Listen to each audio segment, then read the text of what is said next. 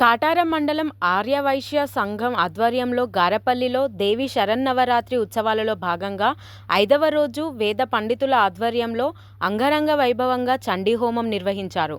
లలిత త్రిపుర సుందరీదేవి అలంకరణలో భక్తులకు దుర్గామాత దర్శనమిచ్చారు.